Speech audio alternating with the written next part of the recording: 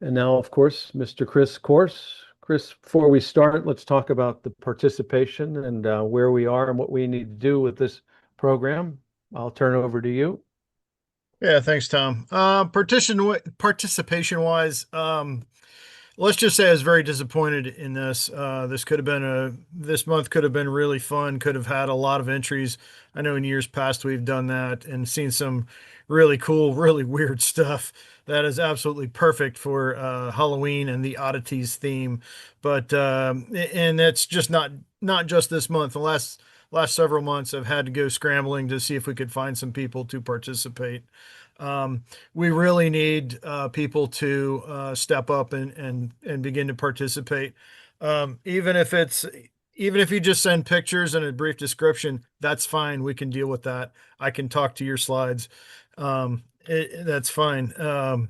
But we need to pick this up. Otherwise, with participation waning, I'm not sure that it makes sense to continue with the my builds. So it's up to you guys. I know the next I think November and I think December also are free for alls. So whatever you've got, whatever you're working on, please send them to me. Railrunner130 at hotmail.com, and we'll gladly throw those into the presentation. So that being said, let's get moving with the presentation for tonight. All right. Um, Tonight we have the October 22nd is the challenge of Halloween and oddities. Um, this was actually something I found on the internet. I tried to recruit this guy to come on, but I never got an email back from him. But I thought this was pretty cool. He does have a YouTube channel. If you look up I think it's Magic Wood Craft. It looks like there's a space in there. Um, he will show you the build of this, and it looked really neat. I figured this would be absolutely perfect to share, but I guess he chose not to participate. So, all right, first up, we'll have Greg and his spooky town.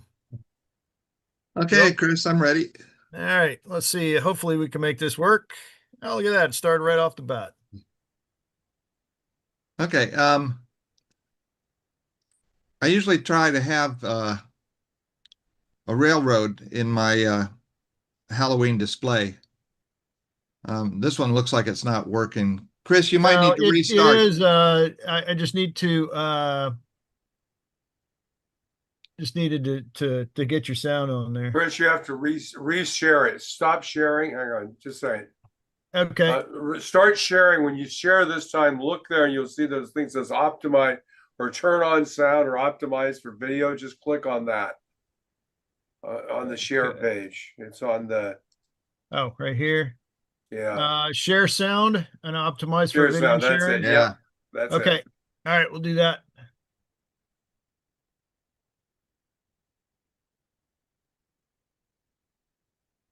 All right, so we'll go down. And here we go. Ah, so for our Halloween display, I usually try and get a railroad included when I can. And in this case, I was able to put the Phantom Station in our Halloween display. And it was kind of an old Western station, which is good because it leads into this ghost town that we have this year. And this isn't your normal abandoned, dilapidated ghost town. This one is very active and full of all kinds of spirits like skeletons and zombies and ghosts. So they first arrive in town on the Ghost Rider Express stagecoach, and they work their way past the shooting range and on down to the saloon, which has a hotel above it. And you'll get to notice there's a lot of action on some of these buildings. And then as we move back, we're going to find ourselves in the middle of a Mexican standoff.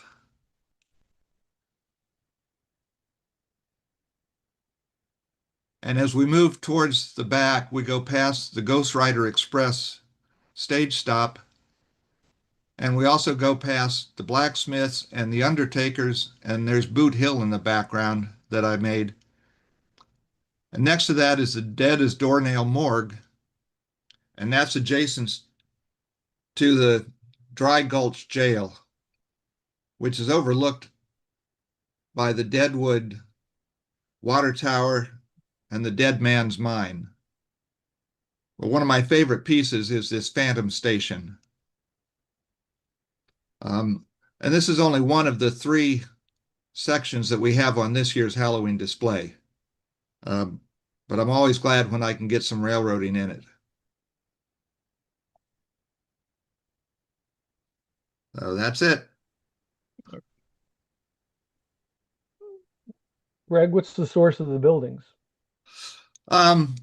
There's 2 companies that make most of the buildings, either Lemax or Department 56, and they're the companies that make these Christmas villages, but they also both have an extensive line of Halloween villages, and they've been around for 20 some years, and I've been collecting for 20 some years. Are they 148 or what? The scale is not an issue in villaging because you can go anything from 1/24th down to almost 1/60th. They don't try to, it's not scale modeling. They don't try to adhere to a scale. That was very interesting. Yeah, there's some very cool stuff in there. Like, let's actually, if we want to continue this conversation, I'll just let it replay.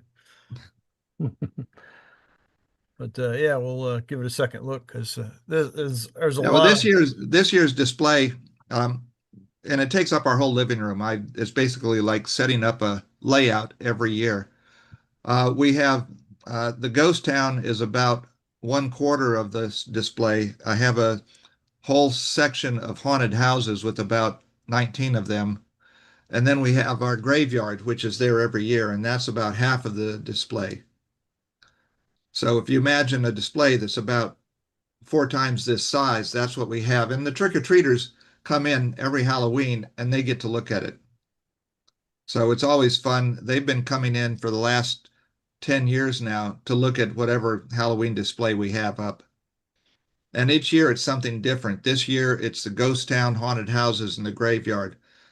Last year it was pirates and zombies, and the year before that it was witches and haunted gardens.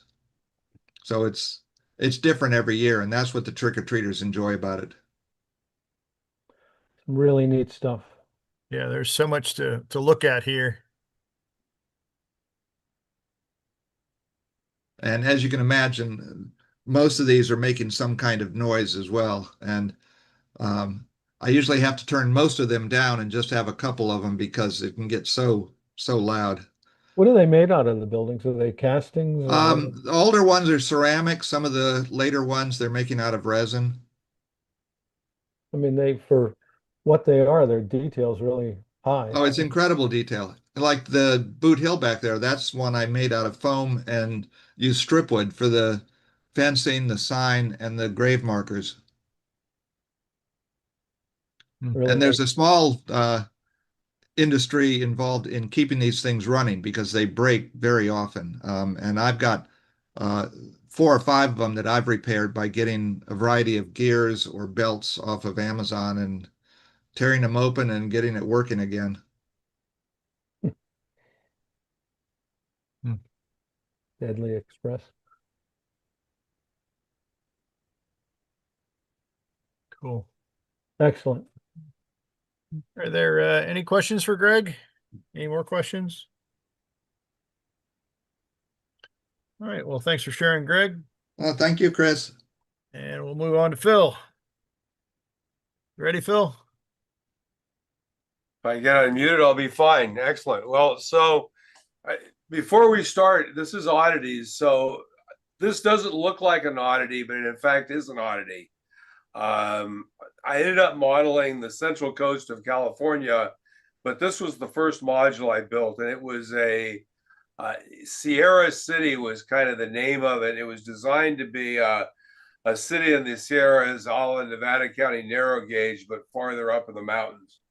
So I just put some pictures. This is it's a 6 by 2 foot module. Basically, it's foam and dirt texturing. It doesn't have a lot of the landscaping on it at this point. Go ahead and jump to the next picture. I just thought you get a couple of ideas of how it looks. The structures on this are all Banta kits. So except for the water tank is not, and the bridges are all scratch built, but the models were actually Banta kits. So I built this when I got back into modeling in about 2015, and I became part of a modular group, and I needed to build a module. So this was the module I built. The trees are that a McHenry lumber brothers, which are the wire wrapped trees that then have it's actually grape stalks for the trunks down at the bottom. The cool thing about those is when you've got them on a module like this and you bang them, it doesn't do any damage to them. They don't look as realistic as some of the others, but they're not nearly as fragile. Go ahead and jump to the next slide. So kind of a picture of those scratch built, scratch designed bridge over the little river there, some bears down in beneath, and basically the pond at the top drains down through the river, and that was poured with our unfortunately lost magic water, which was one of the best tools we had to pour water in rivers. Go ahead and jump to the next slide. That's just a little bit closer view, kind of down through the other two bridges that go through the center and the little water tower. Go ahead and jump to the next slide. And this is a view from the other end. We'll get a Banta kit. I think I've got some better views of these from the interior. We'll see. Go ahead and jump to the next slide. So all the buildings have interiors. They're all lighted. So this is the station at night lit up inside. So kind of looking across from the edge of the module, and you can see it says Sierra City, and it's got a timetable and stuff. I think the next slide actually shows it during the same view during the day. So, you have when it's lit up. So go ahead, next slide. This is kind of looking across into the distance and trying to achieve that. Unfortunately, the backdrop here is not very good. And I think that may be the last one. Let's see if we have one more. Yep. Yeah, just click through. I won't be making any comments. They're kind of the same. The freight shed, that was the rubber cement trick for getting some of the peeling paint look out of it and kind of making it have that little bit different look to it. And go ahead and jump to the next one. And so this is the other end. There's a blacksmith shop, and then there's a supply shop. And the interior in that, basically the shelving was all just built out of strip wood with built a little jig to put them together in. And then all the boxes are just cut out of wood and stained different colors. And when you look in from outside, that combined with putting some strip wood on the walls to represent studs makes it look pretty reasonable and realistic from outside. And go ahead and jump to the next slide. I think I'm done. That goes to Tom. All right. Any questions for Phil on that? Nice All right, job, well, Phil. Yeah, Thanks, looks man. good. Yeah, it's been the thing about that module is now it's had 10 plus years of being set up 6 or 7 or 8 times a year. And it actually has held up really well, works very well, and continues to operate. I was gonna say, Well done, Phil. the stuff I take to train shows, every now and then it just needs an overhaul. Yeah, this thing, it was built, it's all fast tracks, and it's built, I don't have any pictures of it, but the framing in this was built with, double wall framing with 1 inch in between, kind of like airplane construction. So it's fairly lightweight, but it's incredibly strong. So anyway, but I liked it.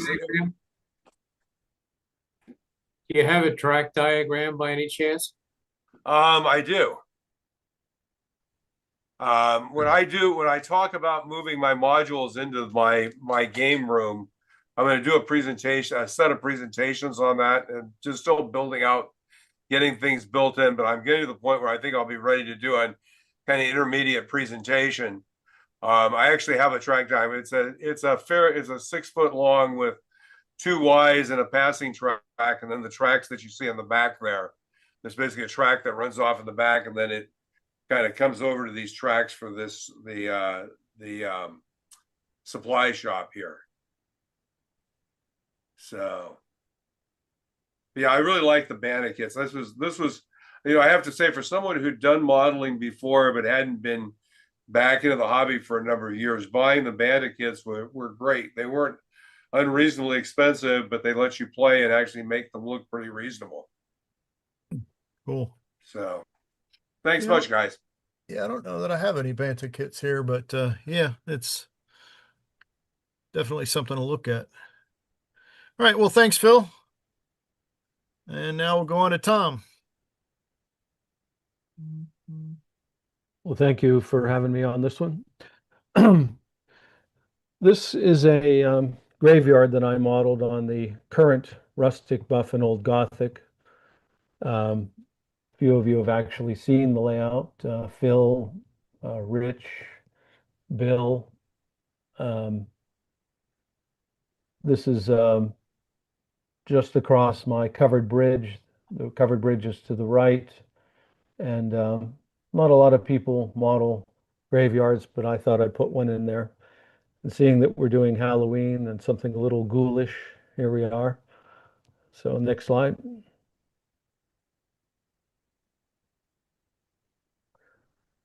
So the idea is that that's a fresh grave, and like all scenes on my layout, I try to feature tramps and hobos, and they have no compunction about drinking and carrying on in a graveyard. And there's the 3 of them to the left there. The 4 graves in the immediate front are simply carved out of foam and just represent carved headstones. The ones in the background and the one to the left I got online. They're 3D printed. I'm not sure where I got them, but they were on Amazon, as I recall. Next slide. So those are Artista O-scale figures, and of course the finest figures are from Mr. Fangers from Australia. But these aren't bad. They almost hold up to this magnification. Okay. Next slide. So the idea is that this truck is carried the coffin, and guy lowered it into the grave. There is a theory. Okay. Next slide. That's the right-hand side. You can see my covered bridge in the background that leads over to Shantytown, and it's just a nice little scene right up front in the layout. Okay. There you go. And there is the composite photo I made with every trick I know. So happy Halloween coming up. That's a pretty neat looking photo. I'm gonna have to send that out to people. Nobody sends Halloween cards, Tom. I know. I spent so much time on this. Anyway, This could be a compelling argument for it. yes, right. It's kind of neat looking, I think. Put it in your Okay. magazine. Yeah, I'll put it in the magazine. Except for Front we're in page. November. We're in November. Maybe next year. What November It comes 1st out, it is comes what, out on All the Souls Day? 31st. Pardon me, one at a time. I ahead, said, Bill. Tom, it comes out on the 31st. Yeah, that's true, actually. Yeah. But is it November 1st, All Souls Day? Or All Saints Day? Yeah, I think so. It could be slightly rebranded, I guess. Yes, that's true. November 1st is All Saints' Day. November 2nd is All Souls' Day. Ah, all right. All Tom, right. this looks just like the picture in any of the four Spooky Town groups that I'm in. That's all they have is images like this using all of the different Spooky Town pieces. If anybody's interested, is what I did is I took PowerPoint and I used the remove background feature and I took out the background. You have to do it. You have to add and subtract things because it's not that precise. And then I just did internet searches for the Happy Halloween thing, and then the the demon and the bats and the background, and just layered it. The background with the moon is the furthermost. It's just a layering process. It's just PowerPoint.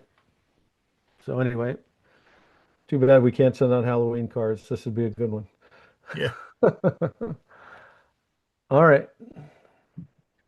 All right. Any questions for Tom? All righty. Well, thanks, Tom.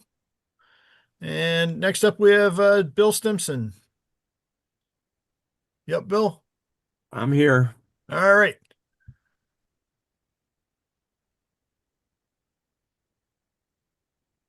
So, by way of this is what I've been building since I've gotten back from Scotland in middle of September.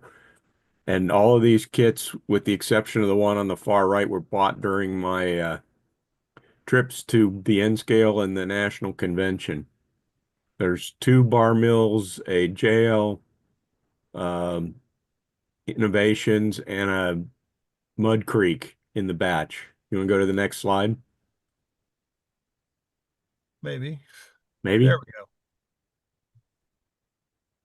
So these two here are the Bar Mills kits, and they're what they call overnighters.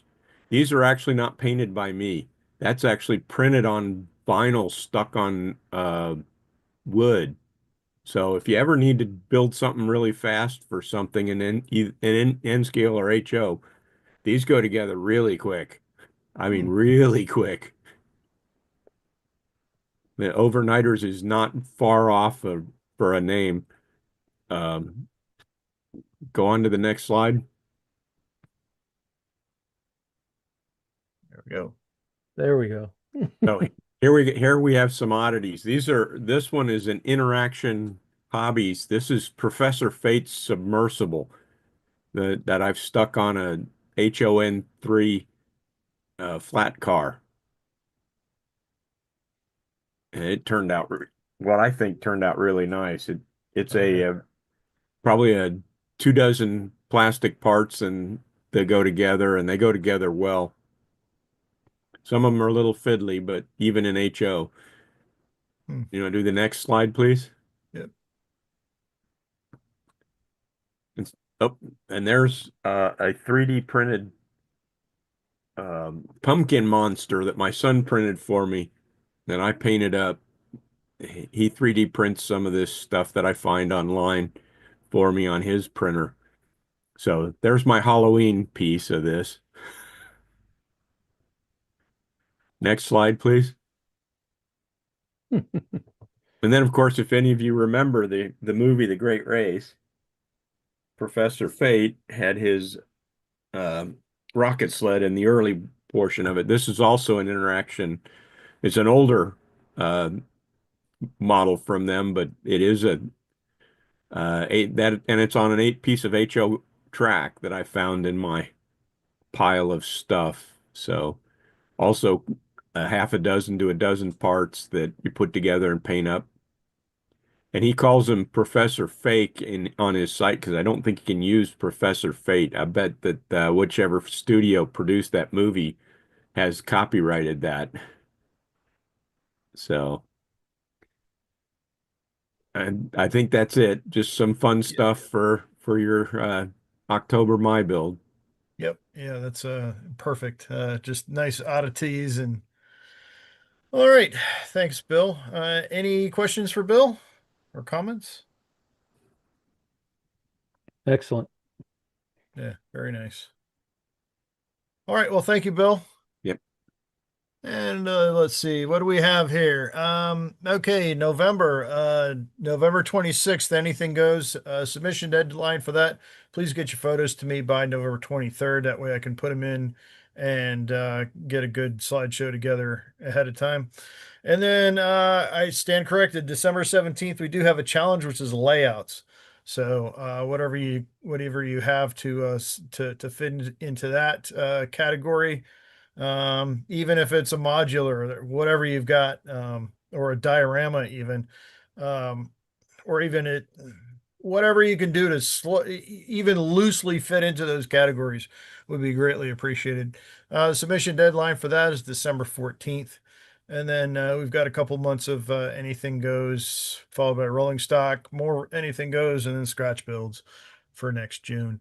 So anyway, please send us those photos. We really need to beef up what we're doing with this program, and the more people that participate, the better it is. So thank you to everyone that did participate, and for those that haven't, please send us some stuff. Thanks for watching, and again, thanks to those that have participated.